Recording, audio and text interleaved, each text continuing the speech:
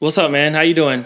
Thank you for Good, joining the man. podcast, man. So this is my very first podcast, audio, video, first ever, and I just want to shout out Chris Elkins for being the very first guest that we're having on here, man. It really means a lot. We had some technical difficulties starting off, but thanks to him, we were able to get it underway. So a lot of my supporters, man, I don't feel that they're in tune with bodybuilding in general. So right off the bat, just introduce yourself. I know you're really big on Instagram, YouTube, everything, especially in the bodybuilding industry. So right off the bat, what exactly do you do?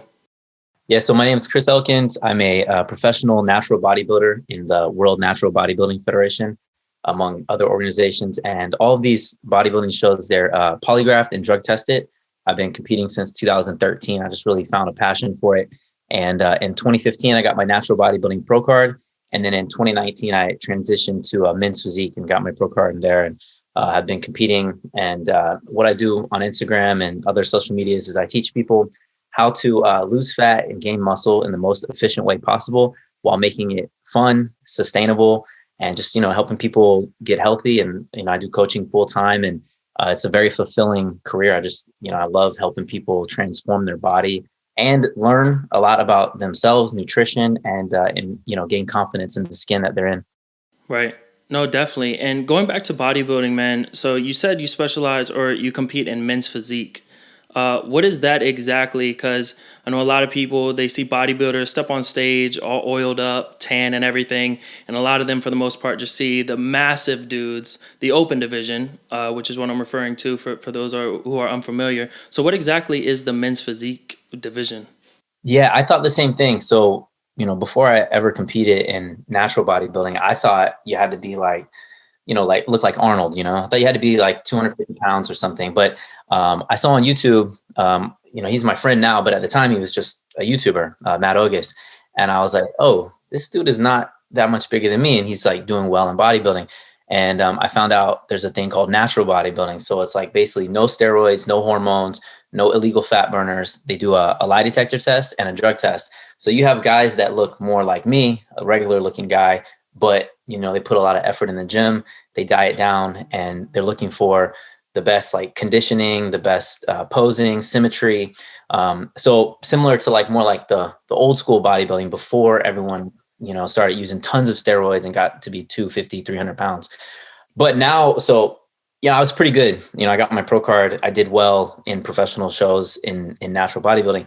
But in 2019, I made the transition to men's physique, which is instead of wearing like a thong, you wear board shorts, which go like to right close to the knee. And then you're showing, it doesn't mean like you're not training legs anymore, but they're not judging that. They're looking for more They like the judge the cover model. calves. 100% they Yeah. judge the calves. I see Yeah. them. They're looking more for like a cover model look, like what you would see on the cover of like Men's Fitness, that type of physique where you're more like, angular, streamlined, Like a still looking beach body for almost. exactly. Yeah. Right. Yeah, man, it's funny you mentioned Matt Ogus because that's actually how I came across I think it was your Instagram maybe like 4 or 5 years ago now, somewhere along those lines. But yeah, I first came across his YouTube, came across Yucky Lovato, and then eventually came across yours. And that's obviously when I started following you and heard about you and everything. But yeah, man, Matt Ogus, he's an OG, but I feel like he kind of like slowed down a little bit with his content and everything. Yeah. He's Two definitely more kids and focused everything. now. Yeah. On family. And he has this like, his daily workout, similar to like Julian Smith's, which is, he calls it August Daily. So it's like a subscription thing just for people that are, following his training program. But he used to, he was like the originally put out tons of YouTube content. And then his Instagram was crazy during his like 2016 contest prep. But now it's like, I don't know, I guess he like values his privacy more and just does his thing, stays in his lane now. But I don't know, man. I like for me, so everyone does whatever they want with social media, right? But for me, even if I didn't make any money from Instagram or YouTube or whatever, I just really enjoy creating content that I like, the algorithm doesn't always agree with it, but I like sharing my journey. I like when I started in 2012 on Instagram and YouTube, I was like, okay, I'm going to compete in bodybuilding in 2013. I'm going to document the entire process. And I didn't really care if anybody liked it or didn't like it or followed it or didn't follow it. I just did it because I wanted to be able to look back and like, I didn't know that I was going to do this 10 years later, still be doing it, you know? So I was like, I want to be able to look back in this and say like, okay, I went from A to B, and I didn't realize it was going to be like A to Z, you know? So Yeah, exactly. I feel very grateful that things have gone so well and people like, you know, they dig my content. And then now, you know, as you grow, now I do gear content to, I'll be like, okay, this is going to do well. So I'll make type of content that I know is going to do well because now it's like my job. But I still haven't lost like sight of the fact that I like post most of the time because I like it. Or I'll post a pic of myself because I like it, not because necessarily someone like I posted a pic yesterday that I was like, it was from not this last prep, but the one before it. And I was like, man, I love this picture. And I posted it because I like it, not because, you know what I mean? Social Exactly, media man. like that, Dude, you've taught me so much just specifically about calories, just from your posts specifically. And I know we've talked back and forth about maybe you coaching me one day, but I'm just slacking on my nutrition, honestly, right now. I need to get everything like dialed in. But dude, I've learned so much from you specifically, just as far as like tracking your macros. And then I put my girl on, Kiara. She's been doing it for 2 years now, and she's seen a huge difference in terms of not just losing fat, but also gaining muscle. And it's just all about manipulating your calories at the end of the day. So your posts, just off of what you post on Instagram, go a long way to your supporters, I feel. Thanks, man. I appreciate that. Yeah, I've watched, I mean, you know, you put it in your stories and I watch your stories all the time. So I've watched both of you guys transform over the last couple of years. It's been pretty cool to see. Yeah, man. It's definitely health is wealth at the end of the day, man. And, you know, when you have kids, you just start like living a different, I feel like when we had our daughter, like ever since then, it like something clicked off in my head. Like it's no longer about you. I was real selfish when I was younger. But as soon as she came into the world, man, my whole focus just changed. And like I take my health more serious and all of that. So going back to like when you first got into bodybuilding, me personally, I know you were in the military, right? Early on in life. Yeah, I was in the Marines from 18 to 23. And when did you exactly get into, I guess, I don't want to say bodybuilding, but just working out in general, exercising? Were you always working out or something? Like when I was like 13, honestly, I was like pretty chubby from like, I had like a chubby face, you know? Dude, me too. I feel like I still have a chubby face. No, not face, chubby phase. I mean, yeah, my face. Oh, I thought you said face. Yeah, so I went to live with my grandma when I was like 9 years old, and wait, why'd you go and live with her? Oh, so okay, so my mom had me when she was really young. She got pregnant at 15, had me at 16, and then had my sister at 18, and then she got into drugs, and it was just like a very unstable. Basically, she disappeared for like around 2 weeks, and this was not the first time. And I was 9 years old. I was taking care of my sister. We ran out of food at the house. It was just me and her. We were walking to school every day, and I didn't tell the teachers or anybody that my mom wasn't home because I didn't want her to get in trouble. But after like 5 days or so, we were out of food. I had to call my grandma that lived in Florida at the time in St. Petersburg. She came and picked us up, like no choice really, you know.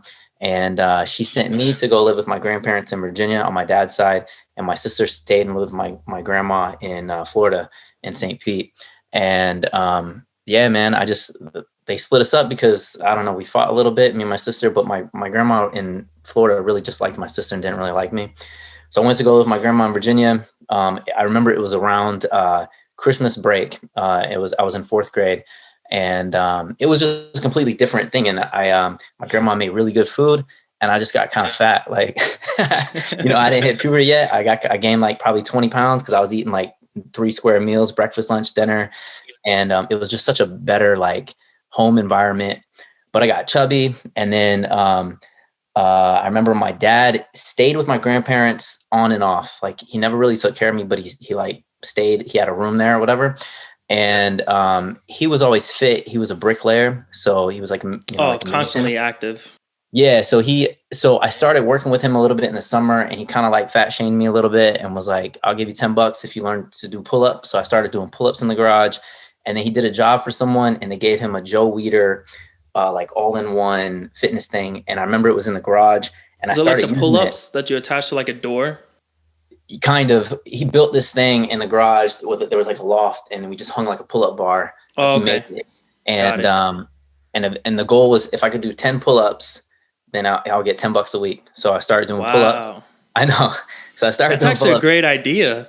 Yeah, it's like I was money motivated at the time. Yeah. I was like probably 11. And then by 13, I think the summer of 8th grade, I started working with him in the summer a little bit. And they were long, hard days. And I remember we were in this rural, so I'm from Virginia Beach. That's where I grew up. And I was born there, but then I went and lived in Florida for like 2 years and then St. back to Petersburg. Virginia Beach. Yeah, St. Pete. Yeah. And then anyway, so the summer is super hot, super humid, and we're in these sewers and we're building a sewage system for this little city called Elizabeth City. It was in the like northern North Carolina, right between the border of Virginia and North Carolina. And because when you say sewers, I just automatically think of it. No, like yeah, exactly. Like Ninja Turtles almost. So there's a manhole. You take the manhole cover up, you go down there, and we were literally like concrete and bricking and painting with like this toxic paint or whatever. You climb out of the sewer, it'd be like soaking wet. And my dad's hella short, like 5'3", and we have this bucket of water, and we could actually fit in it to like cool off. It was a crazy story. But anyway, I got yoked. Like I lost all the baby fat. I went through puberty, and how old are you at this age? You probably said it, but 13. Yeah, so the summer of 13 and summer that I was turning 14. So like those 2 summers, and I got in great shape and I got abs for the first time. I did crunches like every night in my room because I wanted to have a 6-pack. And I remember by the time I started 9th grade, I had a 6-pack, and I was like, thought I was jacked, and I was watching WWF Attitude Era Wrestling, and I was like, oh, bro, the best.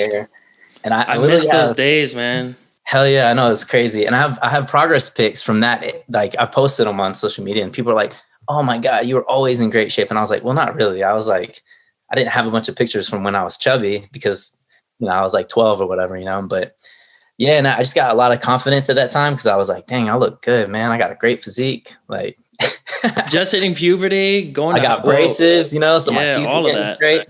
Bro. And like side note, you got great skin. So, I mean, I don't know if you posted I think you made like some posts in the past about your skin routine, but it just looks so smooth, especially like on camera. Well, like, I'm 37, so I do have some wrinkles, but I recently hooked up with, there's a local provider of Botox, and she was like, "Let me give you Botox." And I was like, I'm not really into this fake stuff, like everything about me is natural. But I was like, okay, I'll try it because they said it's like preventative as well. Right, exactly. And I got a little bit around my eyes for my crow's feet and my forehead. And it's been a while now, probably like 6 months since I had any. But yeah, I noticed a big difference too. But even they before inject that, it like into the areas, like right, like spot. Yeah, injections. Yeah. It's a really small needle. I hate needles. I don't have any tattoos. I don't like giving blood or anything because it like freaks me out. Oh, I'll tell you why, because both my dad and my grandpa have diabetes. So I would have to watch them take a shot. My dad's had diabetes since he was 6 years old. So I had to watch him take a shot. And I remember being little and he'd be like, "Here, you want to give me a shot?" And I did one time and I was like, "Nah, never even again." The insulin needles? Yeah. And I was like, man, never again. Those are so tiny. I know, but it still freaks me out. So it's the same type of needle for Botox. And it's just like, So you have to keep your eyes closed probably when you do it because you can't watch them as they do it. I just look straight ahead. So I can't really see, it's like not in my peripheral or anything. I don't remember. I have a video of it. I posted it. I don't remember if my eyes were closed. I think I saw that. I think you posted like on your story and I was like, damn, Botox. Yeah. But like you said, it's probably more preventative. Like if somebody who has it stops it from moving. Therefore, it won't create more wrinkles later. That's what I'm trying to do. I feel like I'm ready to get some more. Bro, you're like 12 years old. You're fine. Nah, bro. You look 12. But I'm talking about biotin. So I started taking biotin because I think I'm going bald. So they say biotin is similar to this, like Botox, in a sense that it basically keeps what you currently have strong. Like freezes your. Yeah, exactly. I don't know. So there won't be more hair loss. So yeah, so like I have a pretty good hairline for 37. No, my barber actually cuts it back like an inch, and sometimes I'm looking at him like, damn, bro, don't be giving me a receipt. I got a haircut today, so all this you can see it's like a different color. Are you gonna go back to a blonde? Yeah, I am. Probably in a month or two.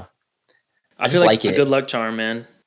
Yeah, me too. I feel like I turn heel, like the bad exactly. From, WCW. Exactly, bro. It's a good look on you. I like it. It makes you look like platinum almost. Yeah, the brown is. Yeah. I feel like too much of a regular average Joe. So going back to bodybuilding, I would be out and I would forget that I have white hair, and then people would be like, "Oh yeah, I remember you," and I'm thinking like, "Why?" And he's like, "Oh shit, yeah, I have white hair." Like.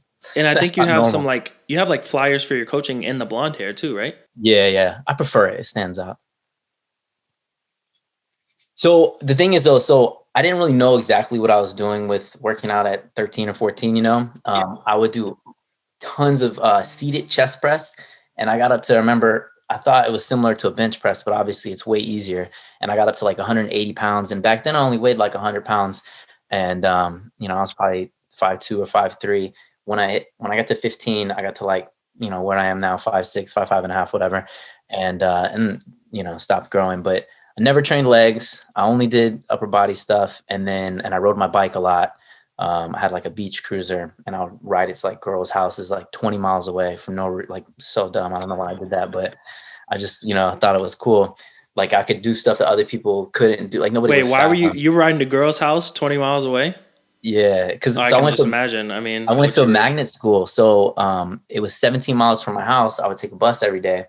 Because I was like, you know, gifted. And so the girls that I would meet would be, you know, 20 miles away. So I'd have to ride my bike 20 miles. Crazy. And on a beach cruiser, it would take me like 2 hours. But it was more just for the destination. Like I needed a challenge in my life. I didn't play any sports. Like my dad wasn't like, you know, he made me work with him in the summer, but he wasn't really like, hey, join the football team. Hey, join wrestling. I wish I had someone that would have like put me into that. But at least he kind of did push me into being physically fit, you know? So I didn't stick with it. I joined the Marines at 18. You know, it's not really like a weightlifting thing, you know, everything's more like calisthenics, Yeah, body weight. running. Yeah, exactly. So I stayed fit, but I didn't really get into weightlifting. Then I went to Iraq in 2006. And this is the first time that I was very consistent with lifting weights. I was 21 at the time. And I was there for 7 months, and probably 4 or 5 months, I was very consistent with the gym. I took creatine for the first time. It was like Muscle Tech or Cell Tech. Celtec. Yeah, and it had like 60 grams of sugar, and I gained hella weight. I went from 140 to like 155, and it was the first time I'd ever been over 60 grams 150. of sugar? Yeah, because back then they thought you had to have sugar with creatine in order for it to absorb or whatever. I don't know, Wow. man. I just, you know, just followed the instructions. And it was like grape flavor, and it was terrible. And then they sold it at it's called the PX. It's like the exchange or whatever, you know.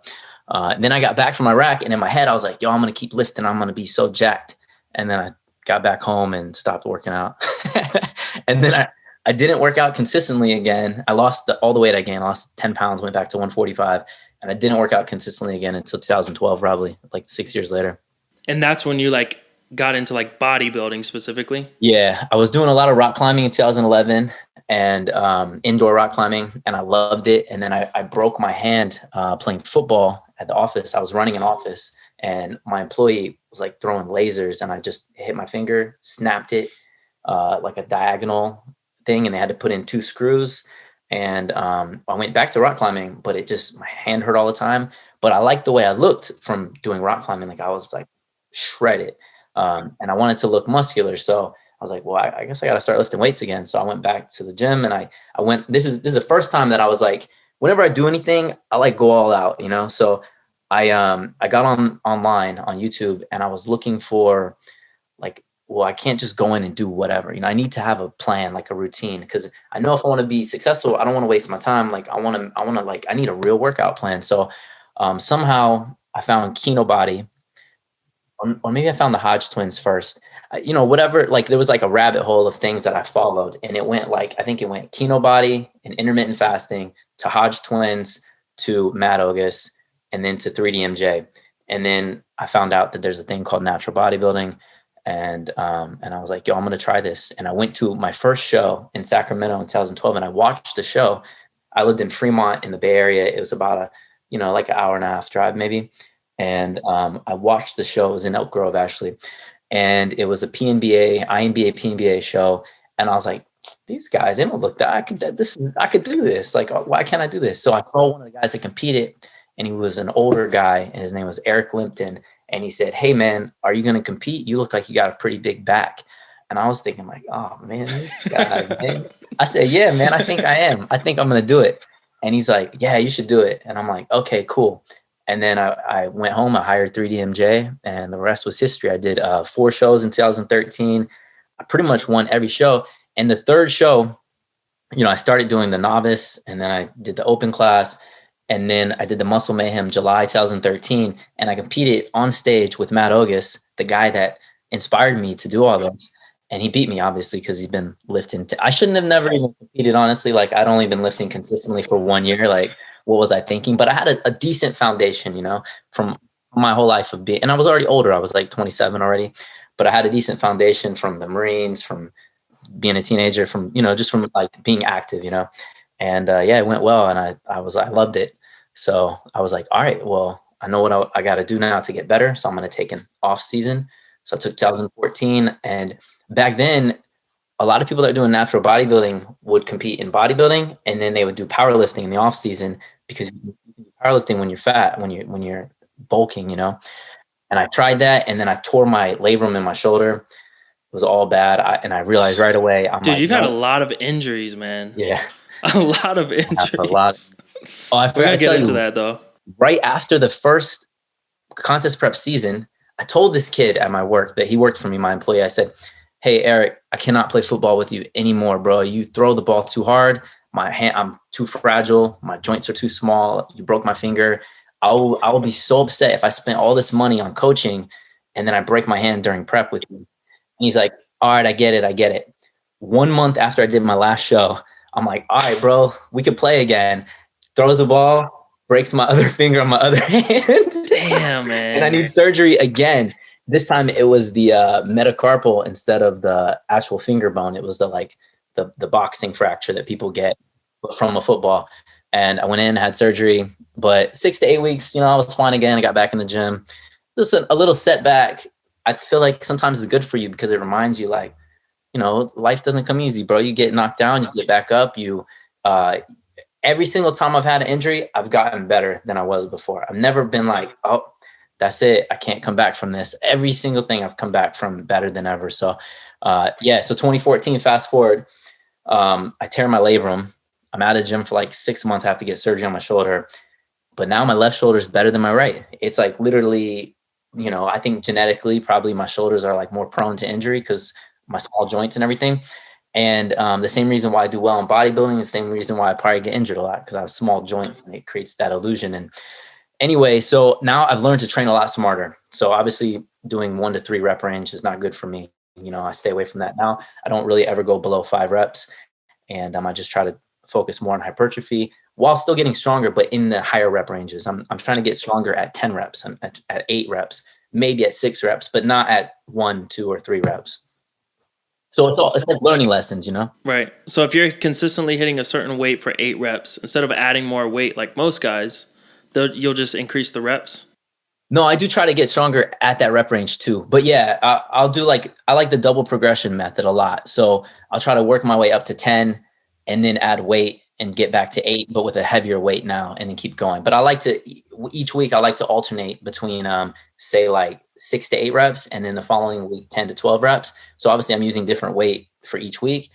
And then that gives my body more time to acclimate and make gains. But obviously this is when I'm in a calorie surplus. When I'm in a deficit and I'm cutting, I'm just trying to maintain the same way. I'm trying not to get weaker, So for my audience, they're really, really basic in terms of just diet, nutrition, working out. So when you say caloric surplus versus deficit, like very, very generalized, what does that initially mean to you, or just in general? Yeah. So when I'm trying to get bigger and make gains in the off season, the improvement season, I'm eating more calories than my body needs in order to give my body extra calories to gain muscle and gain some fat as well, and give me more energy to lift harder and get bigger and stronger in the gym. When I'm dieting down and trying to get leaner for a show, then I'm in a calorie deficit. So I'm eating less calories than my body needs.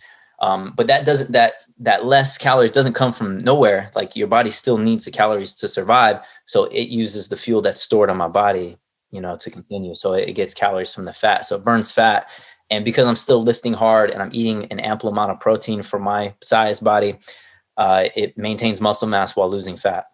Do you think it's harder to gain muscle or lose fat? Like, not which would you prefer, but like, what would you say is more difficult? Yeah, it's definitely more difficult once you're an advanced lifter to gain muscle than it is to lose fat. I feel like, and to me, this is true for all people. Once you're an advanced lifter, losing fat shouldn't be that as difficult as, gaining muscle is just going to be harder, period. Because once you've been lifting 5 to 10 years, you've gained most of the muscle that you can if you've been lifting correctly, efficiently, optimally, whatever, and as far as losing fat, that's easy. But the thing is, you can't stay super low body fat all the time and still make progress. If you try, like, your metabolism slows down. You get to a point where you're not making any progress because you need more calories. Right. Dude, that's my biggest issue, and my wife Kiara's issue. Like, we will be in like a deficit for like a week, and then we notice like a huge, and we probably shouldn't notice this much of a difference, but we'll notice a huge difference in just our strength in the gym. Maybe we hit that deficit like too big of a deficit. Right. Yeah. Very common problem is people, they're like, oh, I'm ready to lose fat.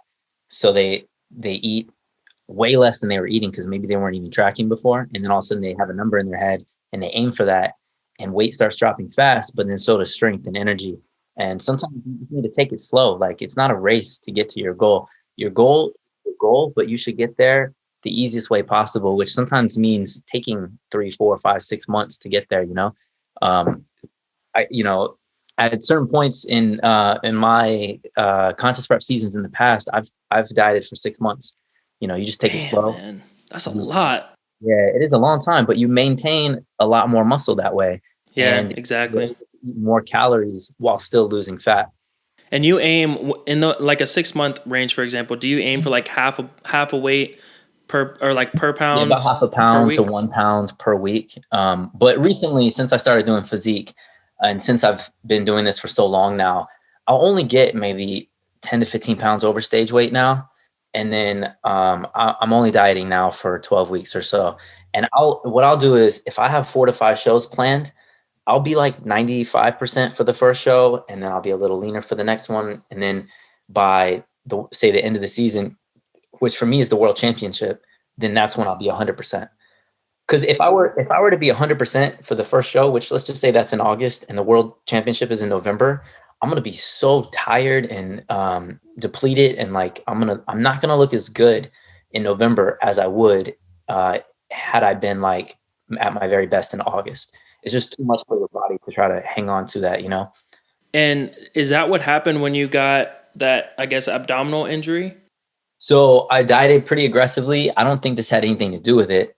It was not having to do with dieting, but I mean, like, were you prepping for like a world show? Yeah, it was. I was a week out from the world championship in 2019, and I had just made the transition from bodybuilding to physique. So I switched to physique, and I dieted aggressively for a show. I did the show. I won my pro card, and then I competed the very next day. This is a thing they have in Boston called the WMBF Monster Mash, where you can compete on Saturday as an amateur, and if you win your pro card, then you compete on Sunday against pros. So I did that. I won the show on Saturday. I got second by 1 point on Sunday because I went out and celebrated Saturday night. I shouldn't have done that. I probably would have won that show, man. 1 point. Learn your lesson. I know. I woke up a little spilled over, which means like I had a little too many calories Saturday night. So when I woke up, I wasn't quite as sharp on Sunday. And I think that was the difference between first and second, is the guy was a little sharper than me. Anyway, I was very happy. I was like, okay, knowing I wasn't at my best and I was, almost first place in my very first pro physique show, I have the world championship in 2 weeks. So we flew back from Boston to California that Monday morning. I got back Monday night, straight to the gym, had a great workout, did a leg day on Tuesday. I trained shoulders and arms on Wednesday in midday. I get home, and all of a sudden I still have a lot of calories left. But at this point I'm starving because I'm dieting for the world championship. And when I say starving, I mean, I'm really hungry. I'm not actually starving myself. I'm just very hungry. I don't want to confuse anybody. And, no, you were starving. I know how that feels. Yeah, I was probably on like 1,500 calories. All right. I still had like 600 calories to go for the day, but I couldn't eat. My stomach was like, I was bloated. I didn't feel well. I didn't know what was wrong with me. I couldn't use I couldn't have a bowel movement, and I couldn't burp. I couldn't do anything. Like, I just felt like bloated, but I was stuck. So I took like Gas X, Tums, Pepto-Bismol, all the over the counter stuff, right? But nothing helped, and I was just like dying of pain. Anyway, long story short, I had to go to the hospital, and they found out that my intestines were wrapped in a knot, and that we're gonna have to do surgery. They didn't know what was wrong with me initially. They They thought probably maybe thought it was appendix, right? yeah, that was my appendix. And even my girlfriend put online like, Chris is in the hospital right now. They think his appendix is gonna burst. They're gonna do surgery on him. So it wasn't until I went Wednesday night, it wasn't until Thursday evening that they finally did surgery, because they gave me an enema, they gave me a suppository. I was like feeling violated. I didn't know what was going on. They thought that I was just constipated. And I was like, bro, no, I can tell. I'm very regular. I go every morning, right after I eat breakfast usually, or right around lunchtime. Anyway, they go in. Thank you for sharing that, by the way. Yeah. Thank you. Now we know. Intestines were in a knot. I'm asleep. I don't know any of this. It's appendix surgery is usually 2 little dots, because they do it laparoscopically with the camera and the thing, but they have to open me up like full on. And so like, luckily the lady that did the surgery had just taken a course on small incision surgery, and she knew I was a bodybuilder. Like I was like shredded, I was like contest ready, so she keeps it under the belly button. Actually, not under. I mean, they really cut right through my belly button. It was terrible. I didn't have it looked like I had no belly button for a while, but it healed up. Everything's good now. But anyway, they had to cut out 6 inches of my large intestine, including my appendix and cecum. And I was in the hospital for 6 days, no food, no water, just on an IV drip. And they had to make sure that where they reconnected the intestines, that they were working. And then once they knew it was working, they sent me home. And it was a 2-month process of like, I couldn't really walk for like a couple weeks. Like every step hurt. Getting out of bed was tough. I had to like lay on my side and roll out of bed. It was brutal, man. But again, like a true Super Saiyan, I came back stronger than ever. So I had a vendetta. Like I remember watching the World Championship on the couch. I had my flights booked, my hotel, everything. And I remember watching it and thinking like, damn, man, I should have been there. I could win this, right? Like I was like, if I didn't have surgery, I could be winning this right now. I could be winning. I could be the world champion in natural physique. And that just motivated me more. So 2020, I was like, I'm gonna prep. I'm gonna make a comeback, and I have my best season ever. But because of COVID, World Championship was canceled. The WNBF had hardly any shows, so I did the NPC, which is not drug tested, and I actually did really well. And I won the overall in an amateur non-tested show. And I was like, wow, man, I'm like kind of good at this. Like, yeah, I would say. I can't believe this. Yeah, because you're obviously competing with guys who are on gear. Yeah, every single one of them that I was against basically were on steroids, and I was like, wow, this is dope. Like, I felt like that was like, for me, that's kind of like a turning point. Like, damn, this is legit. I want to see if I can get my IFBB Pro card as a natural. So I went to. Once I won that show, I was eligible now to compete at nationals, which is like in the NPC, if you make top 2 in your height class at nationals, then you win an IFBB Pro card. And out of 23 guys, again, most of these guys I think all, but I'm not, for sure, but I think most of them were on steroids, probably all of them. I got. You can tell in the delts.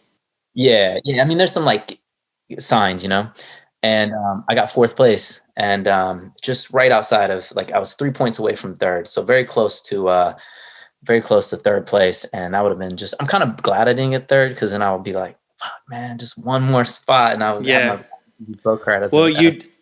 So this year coming up, 2022, you plan on going after that pro card still? I do, but for me, that's a side quest. So 2021, the world starts going back to normal. They move the WNBF World Championship to Las Vegas, and I have won at this point in 2021. I did 4 pro physique. I did every pro physique show that there was for the WNBF. I won every single one of them, and I thought in my mind, I'm like, oh, I know that Worlds is a whole nother level, because everyone's coming from overseas, from all around the world to compete. So I know it's going to be more difficult. But I ended up beating the guy that won in 2019 in the short class. The one that I watched on my couch. They were live streaming it. Dang, I was still, revenge. I beat him, but I finished 2nd by 1 point to a guy from Spain named Pedro. And I was like, you'll never forget Pedro. I'll never forget. I'll probably compete against him again this year. So for me, the World Championship is my number 1 goal. Above all else, I want to win that World Championship. And then my side quest, that's like the main quest of the RPG. The side quest is to get my pro card in the IFBB as a natural. Well, listen, I hope that day comes for you. And if you get it, they're going to say you're not natural because you won a non-tested show. They're going to be like, oh, Yeah, true. he's obviously on something. He can't win I like don't that. mind though. I'm used to that by now. I feel like if you've been training for a decade and you're really putting your heart and soul, and this is something you're passionate about, and you feel like you have decent genetics and people are not saying that you're using steroids, then you probably suck, you know? Exactly, bro. I feel like it's the biggest compliment. I mean, It is. obviously, I've told you. I don't like being called a liar, but it is you know, it means you made it basically. Yeah. There's so many natural guys that I know personally who have somewhat of like an audience online, and they just look super shredded. If I didn't know them personally, I would be like, yeah, bro, you're definitely on something. But it's an easy like cop out. I feel like people say that just to make themselves feel better because they're not grinding 6 days in the gym.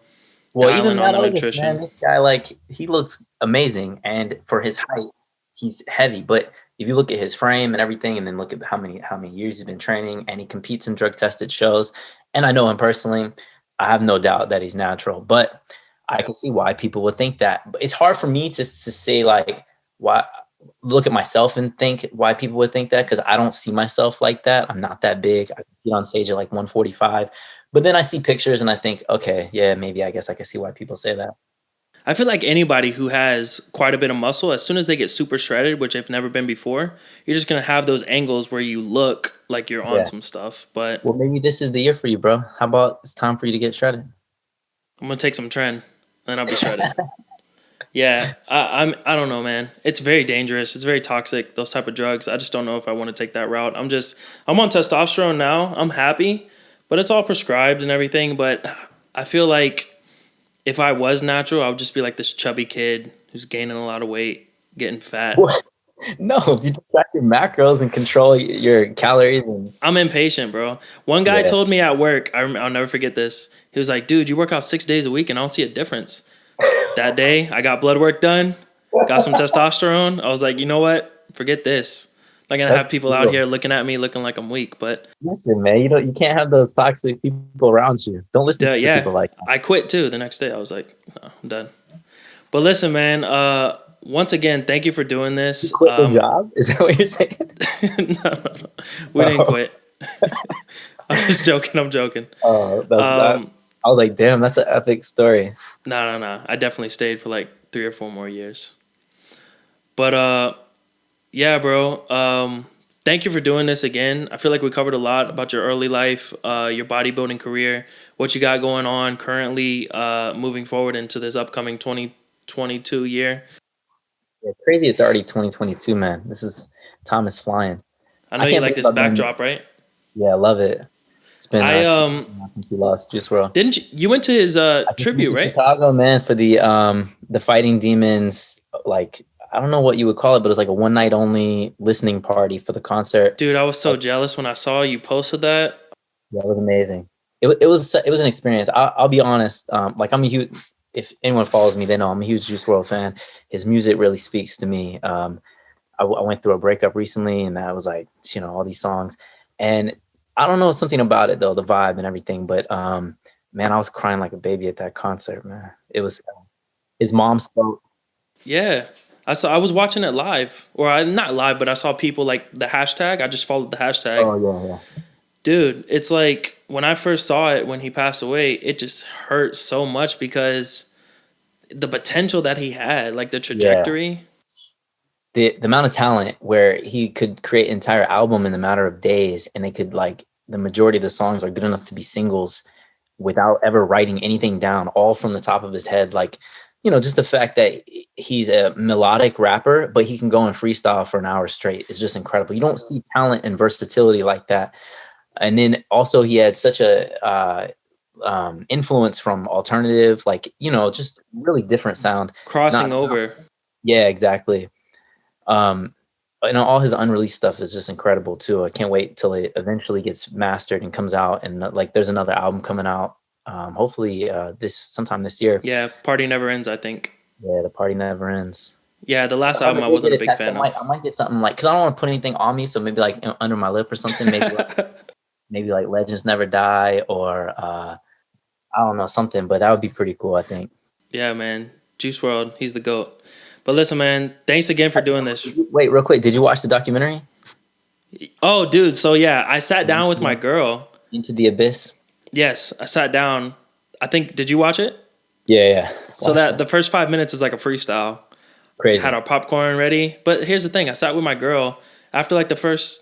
High when he's like, I don't understand. Like, I've smoked weed before. I don't do any other crap. I don't really smoke weed either, but I've done it before.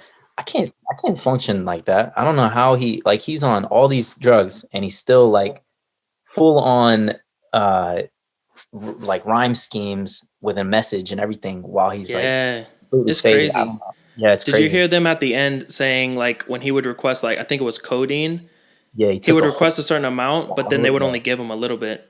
yeah, because he was asking for such a ridiculous amount. It's crazy. It's sad, really. I mean, like, because also, like, how I talked about how drugs affected my life with my mom and my dad too. So uh, just I don't know, man. I just like maybe that's why I'm on this path of with natural bodybuilding is because I'm just like really. I don't want to say like I'm against drugs. Like, like people should do what they want to do, but just the way that they affected my life, it's like a deeper thing. Right. I remember you posted something about wishing well. How Yeah, he yeah, was yeah, that's literally really crying out interesting. for help. Yeah, no one did anything. Instead, they're supplying him with drugs. The label, basically, the people in the It's circle. tough though when you're like the breadwinner for that many people making millions and millions. It's like Everyone is a people yes around man. you. Nobody wants to ruffle feathers. And who wants to tell an addict or he called himself a junkie. No one wants you tell this junkie no, he's gonna get upset, and then you're not gonna be cool with him anymore. You can't be the Debbie Downer, but then he ends up ODing, and now you look dumb. Well, what's your Instagram for everybody listening, watching? Oh yeah, it's Chris_Elkins, ELKINS. Yeah, I'm gonna put everything in the description, man. Cutting edge physiques. If anybody's interested in one-on-one coaching, are you currently taking on clients? Yeah, I am. This is a busy time of year, but it's my full-time job, so I have plenty of time. And I love helping people transform their physiques and teaching them how to go. Like for me, one of the most fulfilling things is like someone that's in their late 30s, early 40s.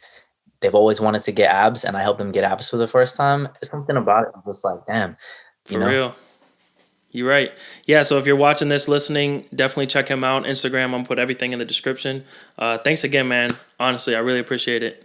Yeah, no problem, man. I had a great time. Good combo. Definitely, man. Thanks again. Make sure you like this video, comment, subscribe, all that fun stuff, man. Thanks again, Chris.